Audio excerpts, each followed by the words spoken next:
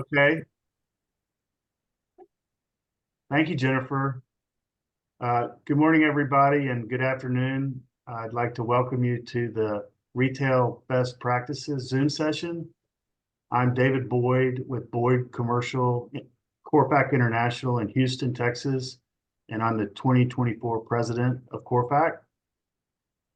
First of all, I would like to invite you all to join us for the CORFAC's 2024 Spring Conference in Dallas, Texas, February 29th through March 1st at the Adolphus Hotel for education, networking, deal making, and cocktails.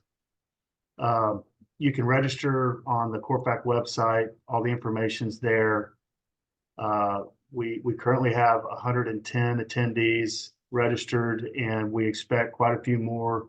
The early bird registration discount runs through this Friday, so go online to look at that information. And thank you to our session sponsor today, Placer.ai. We'll hear from them shortly. And thank you to our moderator, Teresa Bear of Intellica in St. Louis, and our panelists, Lisa Christensen with Christensen and Company in Minneapolis, Andy Mills with Elford Realty in Columbus, and Carolyn Wu, who is Director of Research for Placer.ai and based in Los Angeles. Carolyn, would you please take a few moments to introduce yourself and Placer.ai? Sure. Everyone, so nice to meet you. It's a pleasure to be on board today. My name is Caroline Wu. I'm a Director of Research at Placer.ai. We're a location analytics market intelligence firm. Our bread and butter started with commercial real estate, and we've since expanded to multiple verticals. David, if I can, I'd love to start sharing the presentation and can tell you guys a little bit more about Placer. Please. All right. Let's see, you cannot start screen share while the other participant is sharing. So I probably need you to not share, then I'll be able to. There we go. Okay, share screen.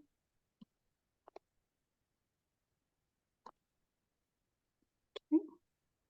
Let me know if you guys can see that. I'm going to make it larger. How's that? Yeah, looks good. Okay, wonderful. Let me just move my toolbar out of the way. Okay. Awesome. So everyone, today we're going to talk about what's next for retail in 2024. And of course, it has started freezing. Let's see. This worked fine on our practice. Hold on. Guys, I'm going to try my PDF instead of the PowerPoint. So give me 1 minute.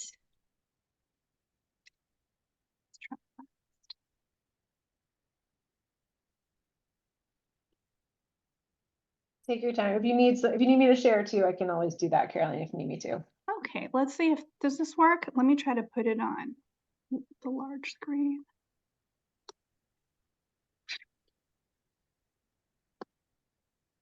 Okay, how's that? Let's see if this works. Okay, there we go. Great. This is better. This is why we always have a PDF as backup. Okay. Great.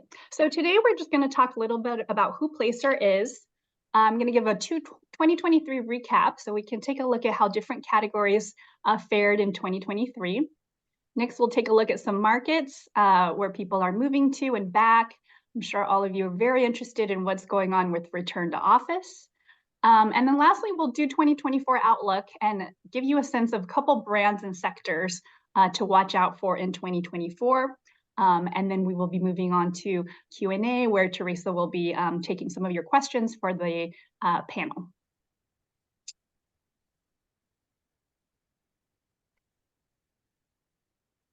So sorry, I wonder if I might need someone else to share it. Mine seems to keep freezing. Right, let me see if I can help you out here. Okay, thank you so much.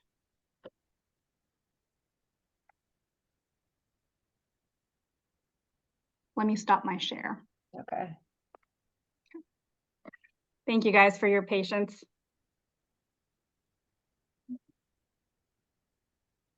All right. Here we go.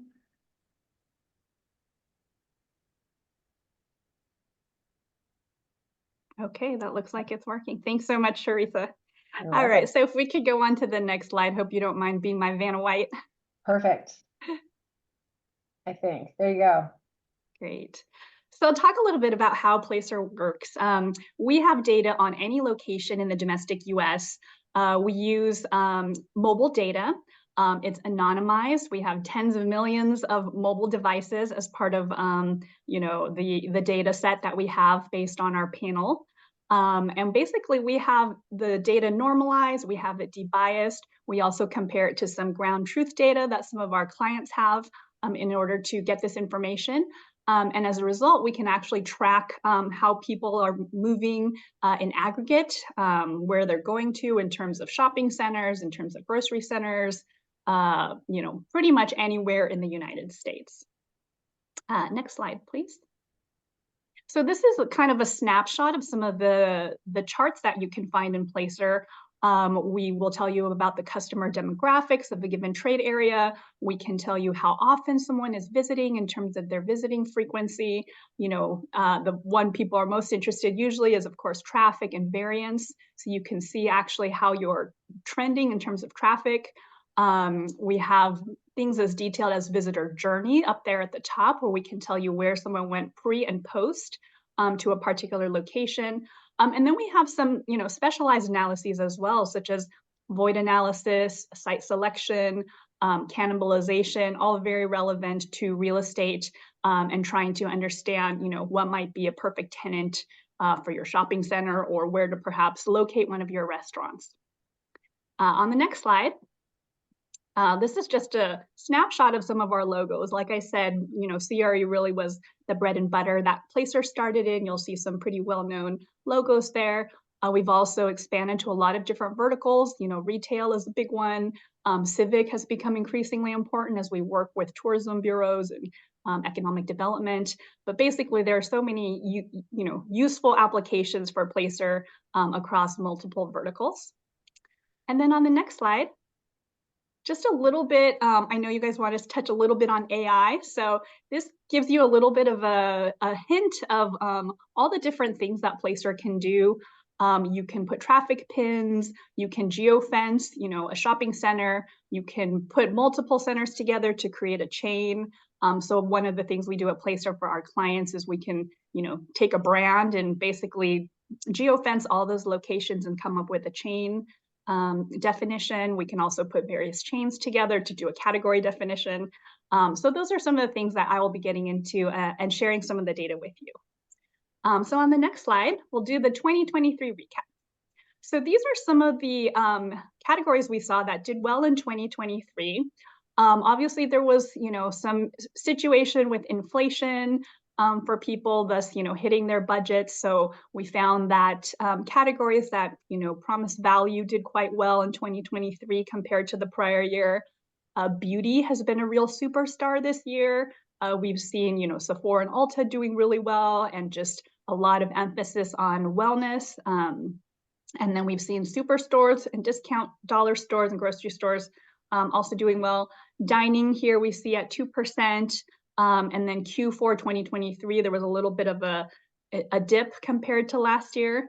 So this is by no means all of the industries. We just took a little snapshot of some of the ones that were performing a little better in 2023.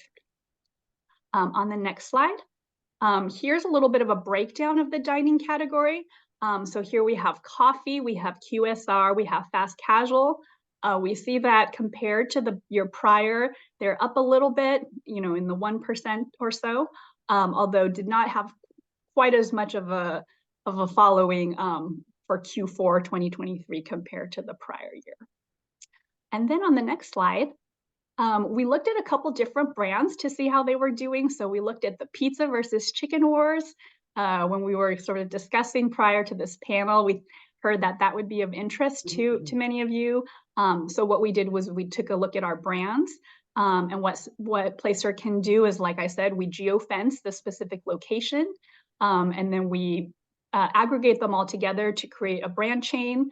And then when we do the category, of course, it's more than this for QSR, but then we would aggregate all these different brands together for the category level. On the next slide, here we're looking at some visits per location. So this is always interesting because in that sense, you know, some brands obviously are adding new stores. And so this sort of like takes that out by seeing what the visit per location is. You can see here that QSR average over there in yellow, and some of the ones that are really getting a lot of visits per location. We see Chick-fil-A, we see Raising Cane's, Dave's Hot Chicken. We're seeing a lot of interest in the chicken category, particularly some of these more interesting hot flavors, for instance. But yeah, Americans really have a love affair with chicken. And so that's something that we track at Placer. We write a weekly newsletter called The Anchor, where we cover multiple categories. We talk about up and coming brands. So I do invite you all to subscribe to that when you get a chance. Next slide. Again, crafts is something that everyone on the panel was interested in looking into. So as an example here, we have data on Joann's, Michael's, and Hobby Lobby. This is year over year compared to 2022. Joann's actually is up a little bit. At this time last year, they had been down. There was a lot of pull forward demand for crafts during COVID. So during that time, we definitely saw a big increase in the crafts category. And then since then, it's sort of like plateaued a little bit more compared to during COVID. And then on the next slide, another one that was mentioned was auto glass category. So here we just look at 3 brands that we have within our platform. We had Safelite, Glass Doctor, and Gerber. And so you can see here how kind of that chain performed. Of course, if you were interested in a specific location, we would go in and put in that address or that POI, and you'd be able to compare how that particular location might be performing vis-a-vis, you know, other competitors in the market and things like that.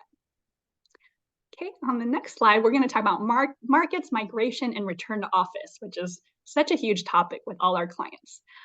So here's like a nice handy chart we have of the US. We have a migration dashboard as part of the platform, and it's just amazing. I mean, you can go in, you can see where people are moving from and to, actual zip codes that they're going from. You can look at year over year. You can look all the way back to year over 4 year. And so here, you know, obviously the darker ones are where more people have been migrating to. We know during kind of COVID and the years after, a lot of people moving to the Sun Belt. So many of our clients are quite interested in that. But more than just saying, oh, people moved to Texas, people moved to South Carolina, we can actually go into our migration dashboard and see what's happening. Are people moving to Dallas? If they're moving to Dallas, are they moving to the, you know, the downtown? Are they moving to the suburbs, the inner suburbs, outer suburbs? And so this level of information has just been so useful to many of our clients as they think about where they might want to, let's say, acquire properties, where they might want to expand. They can also kind of compare how different parts of their portfolio are doing on a regional basis as well. And then on the next slide, okay, so this one everyone's keeping a, you know, keen eye on, because we know with office, people are kind of plateauing. So here's that national office baseline that we're looking at here. It is slowly growing. You know, we do hear in the news about some of the big, you know, tech companies forcing people back. I think UPS has people going back, Disney, et cetera. But what we are seeing is that there has been a little bit of a plateauing. Now, granted, this is nationwide, so it covers all the different markets, major markets that we have. Some of the winners, for instance, are New York City, where people are coming back quite a bit, Miami, San Francisco is probably one of the laggards. So we also have an office dashboard that enables you to go in and you can check every month to see sort of how your market is doing. And so as part of this, we have the major office buildings in each metro market. And then on the next slide, going to just take a look at a little bit of the brands and sectors to watch in 2024. So here are some of the favorites. I mean, at the Anchor, on our analytical research team, you know, we call through hundreds of brands to kind of take a look and see how particular brands are doing, how particular categories are faring. These are the 4 that like we're kind of keeping an eye on for 2024. So all these bargain outlets. So as I mentioned before, consumers are really looking for value. They like that sort of treasure hunt aspect. And so that's one we've been looking at. Trader Joe's has been doing amazingly well. So grocery is kind of interesting. There's been a sort of bifurcation between some of the full price grocery and some of the more what we would call value grocery. So like a Trader Joe's, an Aldi, or a Lidl. And Trader Joe's has been very successful in expanding their trade area. So even though as a result of kind of getting more customers, the average household income might be a little bit lower, but all these people are coming to Trader Joe's seeking that value. They like the sort of surprise element. They like the fact that Trader Joe's has its own labels. And so that one has definitely been, one that's been pretty exciting for the past year. We expect the success to continue. Home goods. So, there was a lot of demand brought forward for home goods kind of during COVID. And now we're sort of reaching that cycle where people are kind of ready to replenish some of those. So we have some optimism about home goods as well. And then Harbor Freight Tools as well. So that's another one that, I live in a very urban area, so I don't often come across this. But we've looked at their traffic and, definitely doing well. And the affordability of some of their products as well is very attractive to its clients. And then on the next slide, again, like I mentioned, affordable luxuries. That's kind of something that we've seen for this past year. People have been kind of stretched due to inflation, due to, increased interest rates and things like that. So everywhere they go, they're kind of looking for, where can I buy something that I consider, high value to me, but is not going to blow my budget. So here we saw, for instance, home goods, and then, as I mentioned before, Trader Joe's as well. Then on the next slide, here again are some more that we think might be positioned for success. We've been keeping a strong eye on Dutch Bros. I think one just opened in Southern California the other day, which some of my colleagues were very excited about. So specialty coffee, that's one of them. Jersey Mike's also doing quite well, and Pliables is another one that we're keeping our eye on. And I believe that's the end. So just wanted to give you guys kind of a taste of some of the things we can do with Placer. Happy to take one or two questions before we move on to the panel. Caroline, can you bifurcate this data by who is moving? Like the migration data looks very interesting. If I'm a new franchise concept, I want to know where people are headed, right? But can you break that down by who is moving to and from these areas? So we actually do have demographic data as well. So you can take a look and see, of the people moving to Austin, for instance, you could look at perhaps, 2019 data or something and see what the profile is of a particular market. And then you can see that, the people moving in have gotten younger, or they're a larger family size, or they're different segments. We also have persona segments. We can use spatial AI, you can use Mosaic. So there's definitely ways to figure out who is moving in as well. And that, of course, is very important to you guys. Like there was one client I was working with, we realized that they had some sort of kind of like a mini Petco type store. And it was just, its traffic was up while all these other ones were down. And it was because they were having this influx of sort of younger people moving in with their pets. So that type of information is invaluable as you try to think about who you might want as your tenant based on sort of the profile of who might be moving into a given market. Got it. I have a question.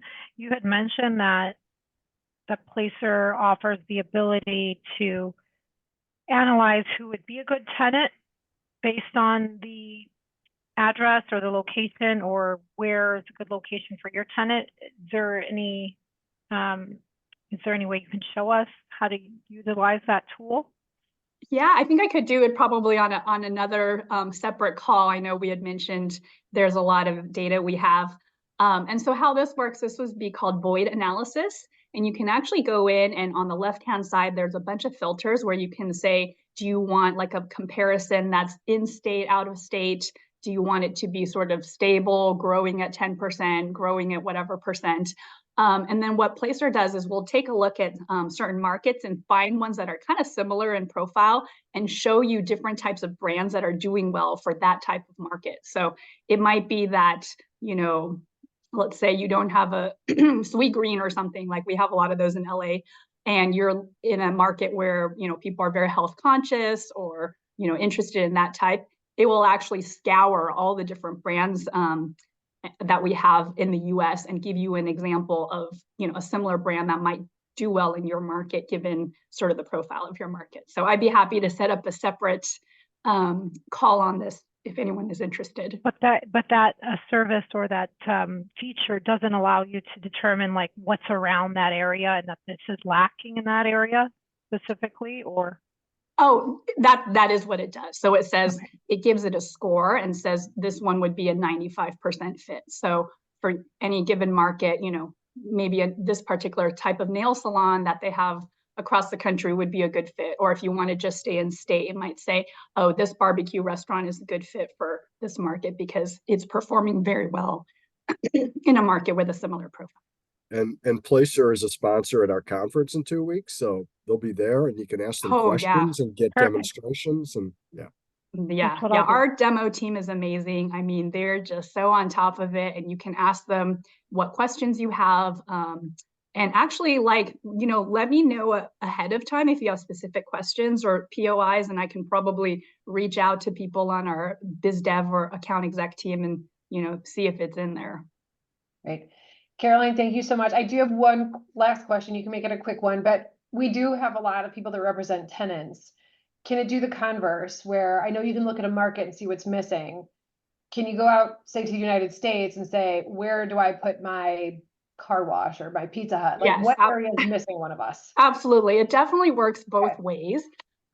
So as a tenant, you might want to be looking for, excuse me, like I said, a particular market. You could be looking for, you know, one that is growing. So we've had clients where they're saying, we want to understand what are the hotter, you know, secondary markets, for instance. The primary markets, they're all saturated. We want to know what are the up and coming, you know, markets that are X size, people are moving in. We want this particular demographic. And so on the flip side, we can also do that type of analysis to help you understand what center you might want to be in, what location you might want to be in. So using the data, you can definitely, you know, play both sides of the coin. Great. Thank you so much. Really appreciate it. You're welcome. All right. So we're going to move on to our panel segment of the call. Thank you so much. Caroline gets to stay in the spotlight.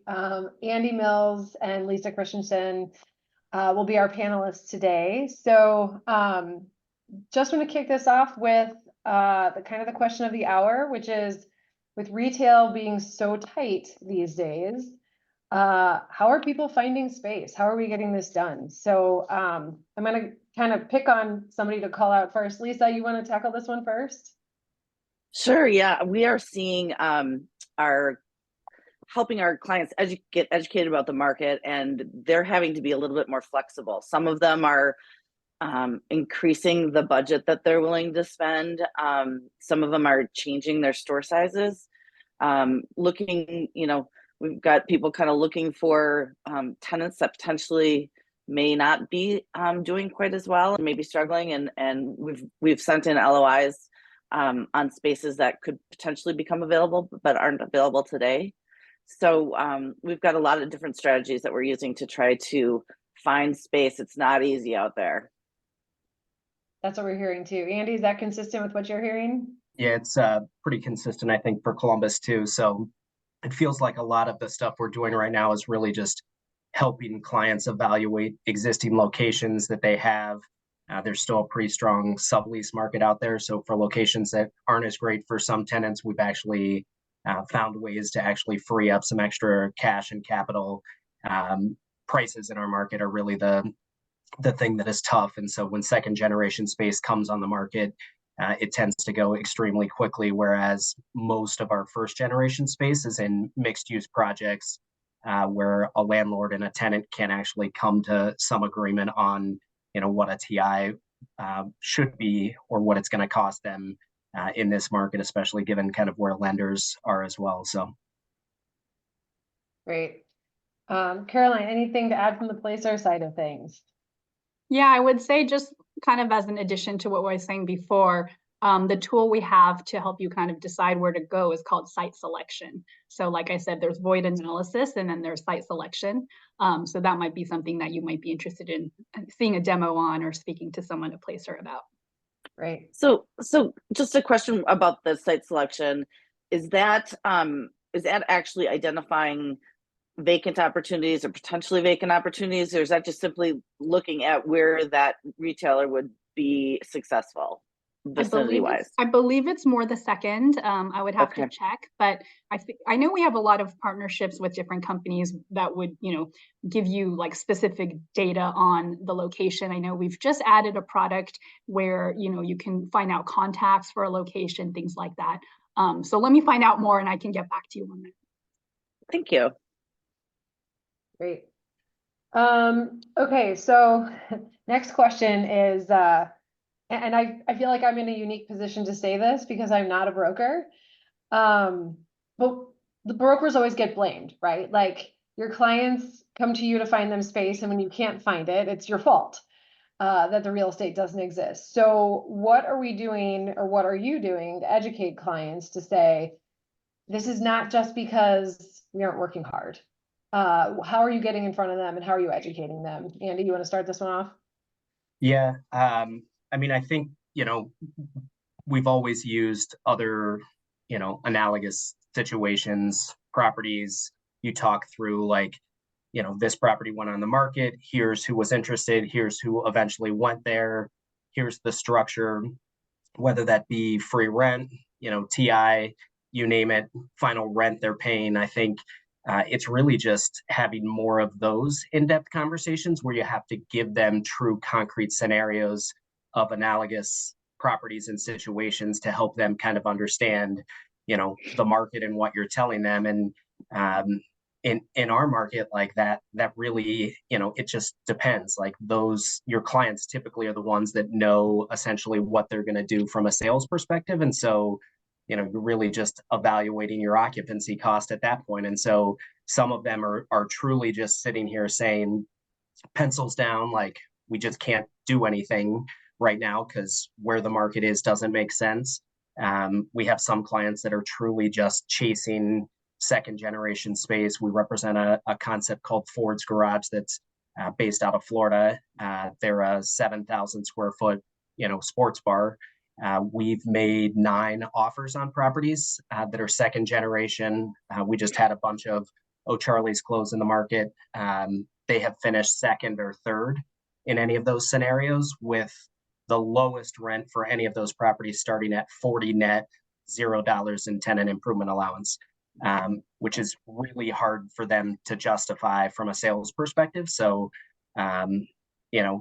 amazingly, like normally you would be fired from a tenant rep assignment if a year and a half in you can't do that, but they're always at least seeing the properties that are coming available. You're talking through those, and I think they understand it's frustrating on our side as well, just given market conditions. So from our side, it's really like it doesn't really behoove you to tell them something that isn't true, and so you have these kind of more candid conversations about the challenges in the market, about what people are willing to pay from a price perspective. And if you're trying to get an out parcel on our market and you're not, Bank of America, you're not a regional bank, you're not Chick-fil-A, you're not Chipotle or Starbucks, like you're just not competing to go get that out parcel right now. So most of our franchise QSRs are basically just sitting tight and really focusing on kind of existing portfolios. So. Okay. Lisa, anything to add to that? I would say that like 2 years ago, we came off of 10 years of everybody talking about all the retailers that are closing and how terrible retail is. And then, last year we are with our clients and they're like, what do you mean you can't find this space? And it's just, so last year, I think everybody was kind of like, what do we do? And this year I feel like people are like, okay, this is the new reality. We are moving forward and we're going to move forward this way. And, we share examples. We were working on one deal in northern Minnesota for a national retailer, and we started the deal a year and a half ago, and then a year later it died because it went from the cost went from $1,750,000 in TIs to 2.5 million, and the debt went from 75% loan to value and 5% interest to 50% loan to value and 7.5% interest, and that it just didn't pencil out anymore for either party. So after a year of working on it, we all had to walk away, at least for the time being. Yeah, it's terrible. We do work for Flynn Group, trying to find them Pizza Huts, and has a little added complexity to it because they have to meet a certain threshold, a certain number of stores open to get their incentives from the franchise. So we have to open 24 Pizza Huts in their territories throughout the United States in a calendar year.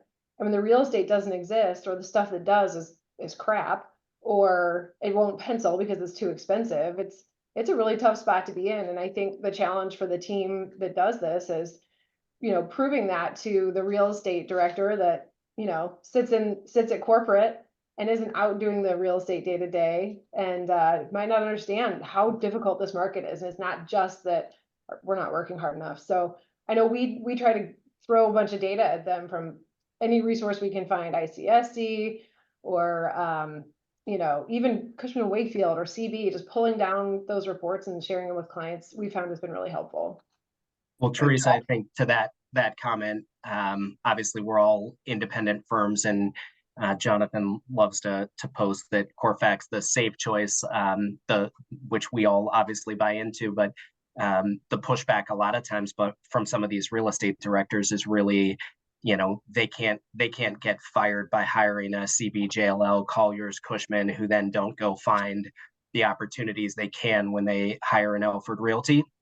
So I think, sorry about that.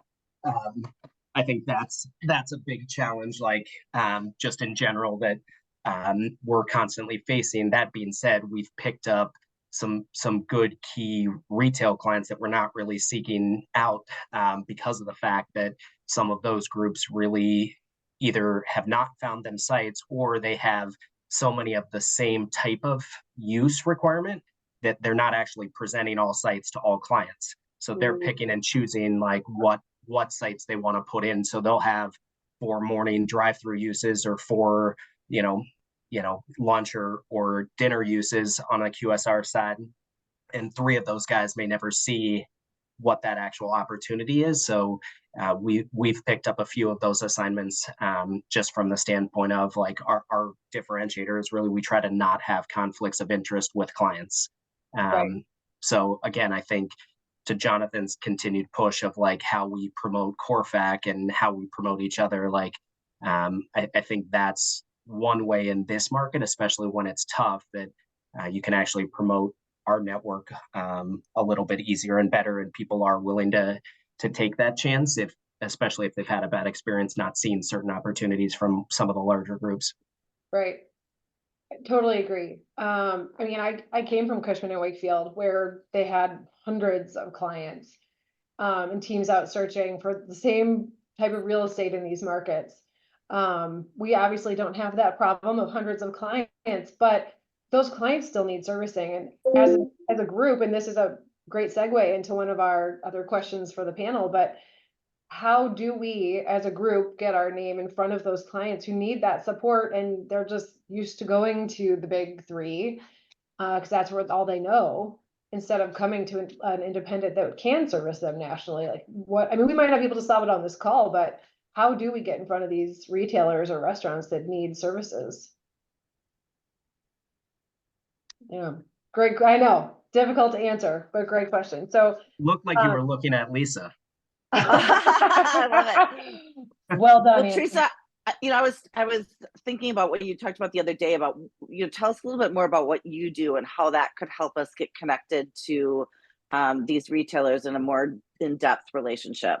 Okay, thank you.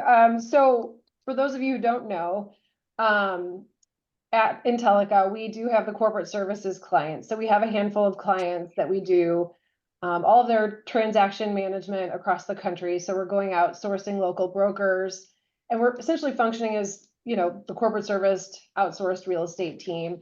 So we'll offer the transaction services and partner with local brokers, manage their construction, hire the GC, do the space plan, get other locations open. And then on the backside, the ongoing management for the portfolio. So I think the thing that's probably most relevant to all of you would be the portfolio administration that we can do. So if you have a client that has a portfolio across the US, what we tend to see is a lot of these things are managed in spreadsheets, which is a kiss of death for managing real estate. I mean, you all know how complicated leases are and can be. So if you're not managing that in software, you can miss a renewal, you can lose a space.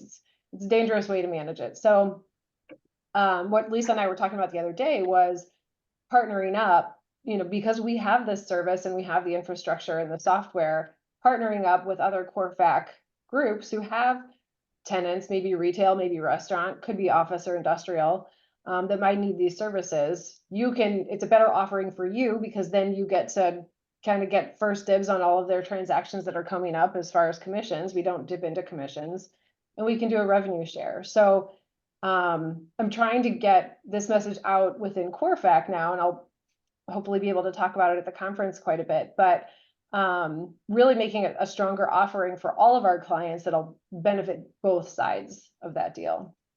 Does that make sense? That's awesome. Okay, great. We put together a slide of all of the tenants that we represent in our market, and it would be awesome if everyone had a slide like that we could share with each other. And we have a prompt, once a month, just to say, please share your, updated tenant rep slide with this group and we create a subgroup of CORFAC retail people. I'm sure that exists already. But it would be really interesting, I think, to go through those and share those, find ways that we can have some synergies. And honestly, that's a lot easier ask than saying, hey, go load all your transactions into the website. That's difficult. But having a slide, because we're all using it in our marketing materials, or we should be, sharing it internally with CORFAC, it's a great idea. Well, I think too, like, and I know Jason Wolf's on this call too, and we've talked about this in another session last year, but when you look at the CORFAC client database, I know there's differing opinions for people about, do you put key clients in or not? And I mean, the real benefit of CORFAC, in my opinion, and we've been a member now a year and a half, is really like, we're not competitive to each other, right? So I feel like some people's hesitation is I don't really want to put my clients out there and have people call them. And the reality is like, if we're not putting like who our key relationships are that we know are in multiple markets, which that's the relevant thing to me to put out there, is like, you guys don't care what local restaurant groups we probably represent, although some of those now are starting to look in, other markets. But for the most part, it's really who are the multiple market clients that you're working with, not just retail, but any segment. And it feels like we should all be putting those in there, because for me, the first place I look when we're calling on someone that we know has multiple markets is I'll type in that client name and I'll see, does anybody in CORFAC have a relationship with that person? And if they don't have something in there that doesn't pop up, I'm still going to call that person, right? And then we look like idiots if we look way more disjointed if all of a sudden that person's like, oh, well, we work with the CORFAC office in X market, and we didn't know that ahead of time. So I think, it cuts both ways. So the simplest one, and I'm all for if every firm could put a slide deck together for who their key clients are. But to me, like, just having that client database is still a really important thing, at least for the initial part of that, to call, if David, has a key connection in Houston, and you can sit there and say like, hey, David, can you help me understand what your relationship is? Here's what I'm looking to do. And to be honest, like Jeff Crane in Seattle has been amazing with SafeLight. Like, he knows we represent SafeLight. He provided some great intel. He now they use a different broker. He sends them a monthly report. SafeLight now is asking questions to us about Jeff. Like, so it takes a little bit of work sometimes to actually, understand who has the relationships. But, if we really have good, meaningful relationships, like, I think people for the most part would be willing to make introductions. I don't think it's about somebody's going to go steal your client per se.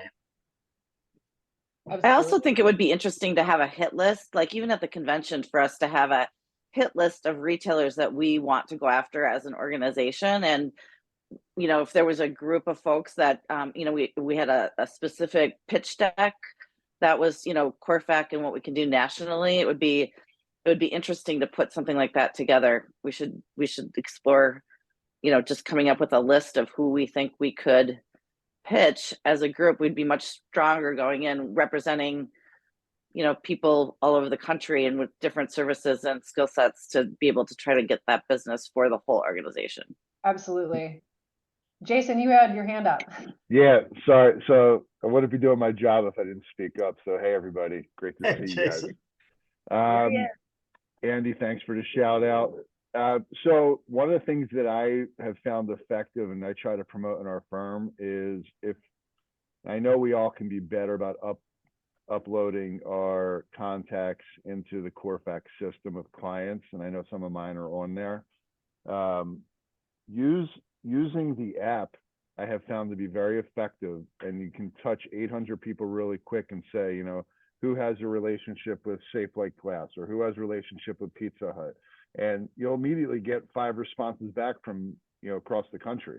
So if it's not in the system, at least use the app to go target who you're trying to identify in your local market. Yeah, I found to be very helpful. Yeah.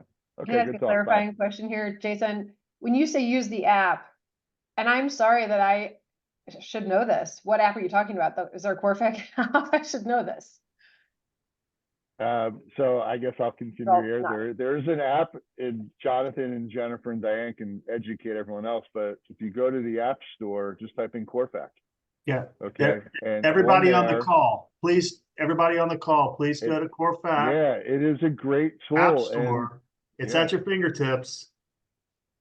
Okay, I do have this app actually. But and you can email, and Teresa, you can email 800 of your best friends right there in one snap of a button. You're all gonna get so sick of me. It's gonna be great. Yeah. I actually Jonathan, how they do that? That was good, right? Well done. The app is very effective for trying to find contacts. There's no question about it. And that is a good point. I actually asked a question to the CORFAC community about 3 weeks ago, and it helped us close on one of our largest transactions today.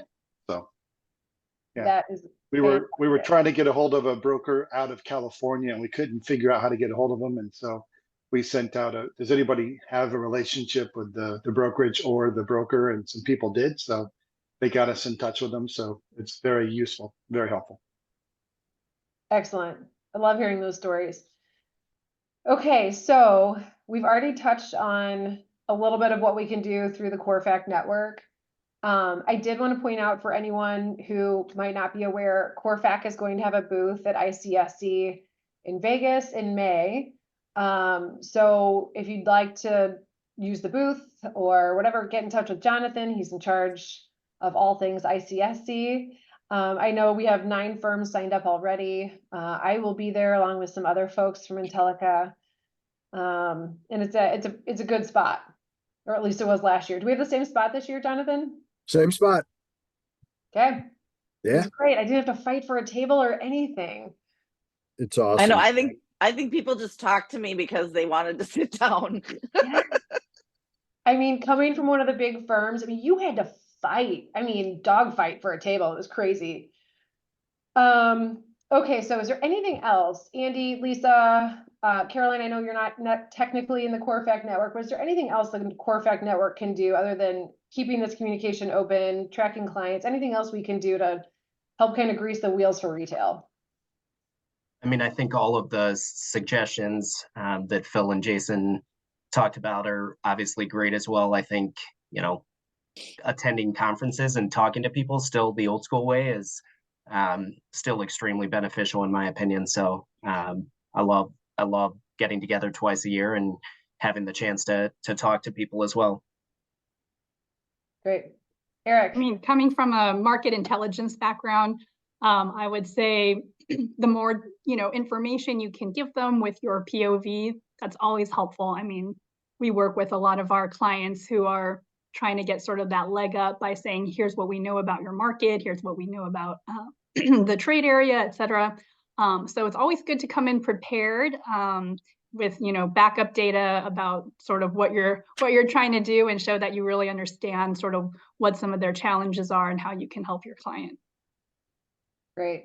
Thank you. Eric, you had a question? Yes. So first and foremost, I wanted to introduce myself. I'm Eric Brad. I'm the New York broker of record for CORFAC and working under Jason. But a couple things I wanted to circle back to. It's all about transparency with respect to letting you know what clients you're working on, uploading you who your database is. We're all in this together. So one of the beautiful things about working with Jason is that he's very transparent and he lets you know what his database looks like. The relationships drive everything. So I would encourage everyone to upload as much as possible on the app. Let everyone know your needs and wants are, and we can be collaborative that way. But also, I wanted to just say hello and see you all in Dallas. Great to meet you, Eric. Welcome to CORFAC. Thank you. Wonderful. Okay, so we've only got a few minutes left in the call. So I did want to throw out there, because this is one of our questions for the group. Feel free to raise your hand, feel free to speak out or use the chat. But who are some of the marquee clients? Like, let's do this now. Who are some of the clients that we are currently working with? And I'll go first. We work with Affordable Dentures and Implants. We do their construction, project management, and their transaction management and space planning nationwide. They open about 30 locations a year around the country, and their portfolio is about 450 currently, plus Flynn Restaurant Group, or it's Flynn Group now. We do site selection for Pizza Hut, and we're starting to do some work on Taco Bell, Arby's, Wendy's, Applebee's, et cetera, for them. We opened some car washes that are kind of Vegas area and Northwest area. We do the construction project management for that. So Andy, you want to go next? Sure. We do the work for Rensco Holdings, which is the largest Tim Hortons franchisee in the US. So we do their site selection. Really, we do a lot of sale leaseback transactions with them. So they sell 50% of their transactions really to raise money for growth. So they've got about 142 Tim Hortons in Ohio, Michigan, West Virginia, in Pennsylvania. We do Safe Light Auto Glasses work in Ohio. We're trying to do more of their work outside the market. And Lisa Christensen helped us in a deal that they were struggling with the landlord. She had a great relationship. It was not a huge fee, but I would be remiss if I didn't bring this thing out. Actually, Jackie stole the original one she gave me, but it was a super small fee. But I give her props for one of the most creative referral gifts of how somebody has given me a referral check. But this is a money gun. Amazing. That is amazing. That shoots money out. So she's been helpful for us. Detroit's helped us a lot with some Safe Light stuffs, mostly in broker opinion of values for some disposition stuff of a couple acquisitions. But we're really working to try to help them more than just outside of Ohio. They do 30 to 50 transactions throughout the country a year, and they occupy about 5 million square feet of industrial space. So if you have Safe Light in your market, we're happy to get any insight. We do Wendy's, a couple Wendy's franchisees work here. We do White Castle's work as well, that are based and headquartered in Columbus. And then we do all of Store Capital's disposition work for Ohio. So that's who took me to Waste Management Open last week, which was a fun time. But amazingly, Store is very open to working with smaller independent firms, not necessarily the large guys. So those are kind of our main retail clients. Great. And Andy, I would be really curious how each of those franchisees are managing their portfolios, because it's usually those ones that aren't the, I have 2,500 locations. Those hopefully have their portfolio in order, but the smaller ones might not. So we could pitch that together. That'd be great. Yep. Lisa, how about you? You know, we do Michael's work in our market, Goodwill. We just picked up an opportunity to work with Happy Joe's Pizza, whatever. And We Rock the Spectrum is a new concept that's nationwide, but we just started working with them as well. So hopefully we can look at, making introductions to any of those opportunities. Wonderful. If anybody else wants to throw your client name out in the chat or just shout it out, we'd love to hear who people are working with.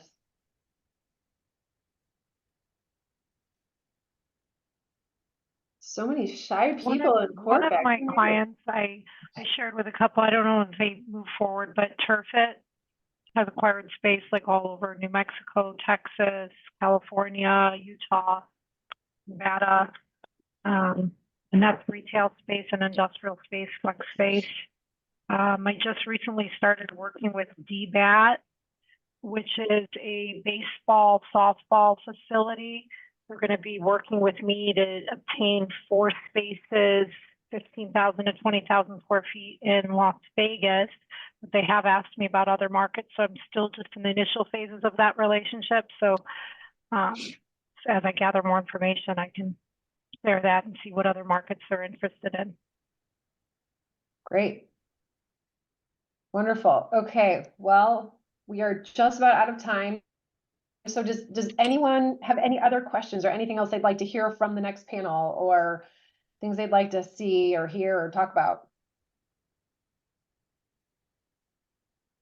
You mentioned that we could possibly all get together to create this retail hit list. Is ICSC a potential good time for us to try to collaborate, like who's there, and maybe put together a call for us to try to collaborate on that? What power we can bring together and try to pitch a new national tenant? I'm wondering if we do a CORFAC dinner or something. So I got 2 thoughts.